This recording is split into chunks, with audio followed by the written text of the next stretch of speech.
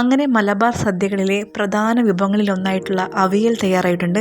ഇതുണ്ടാക്കാൻ വളരെ എളുപ്പമാണ്. അവിയലിന് ആവശ്യമായിട്ടുള്ള പച്ചക്കറികളായ വാഴക്കായ, ചേന, കാരറ്റ്, പയർ, മുരിങ്ങക്കായ, പാവയ്ക്ക എന്നിവ കഴുകി വൃത്തിയാക്കി നീളത്തിൽ അരിഞ്ഞു വെക്കുക.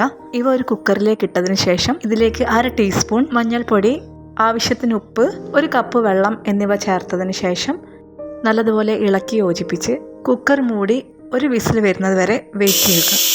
വിസിൽ വന്നാൽ ഓഫ് ചെയ്യുക. ഇത് തണുക്കുന്ന സമയം കൊണ്ട് നമുക്കിതിലേക്കുള്ള അരപ്പ് തയ്യാറാക്കാം. അരപ്പിന് ആവശ്യമായിട്ടുള്ള തേങ്ങ ചിരകിയത് 1 കപ്പ്, 8 പച്ചമുളക്, 1/2 ടീസ്പൂൺ മഞ്ഞൾപ്പൊടി, 1 ടീസ്പൂൺ ചെറിയ ജീരകം എന്നിവ ഒരു മിക്സിയുടെ ജാറിലേക്കിട്ട് ഒന്ന് ഒതുക്കിയെടുക്കുക. ഇനി കുക്കറിലുള്ള പച്ചക്കറി ഒരു പരന്ന പാനിലേക്ക് ഇട്ടതിന് ശേഷം ഒതുക്കിയ തേങ്ങ ഇട്ട് ഒന്ന് തിളപ്പിച്ചെടുക്കുക. ഇതിലേക്ക് 1 പിടി കറിവേപ്പില, കുറച്ചധികം വെളിച്ചെണ്ണ എന്നിവ ഒഴിച്ച് തണുത്ത് കഴിഞ്ഞാൽ ഒരു 2 കപ്പോളം തൈര് ഒഴിച്ച് ഇളക്കി യോജിച്ചാൽ നമ്മുടെ അവിയൽ തയ്യാറായി.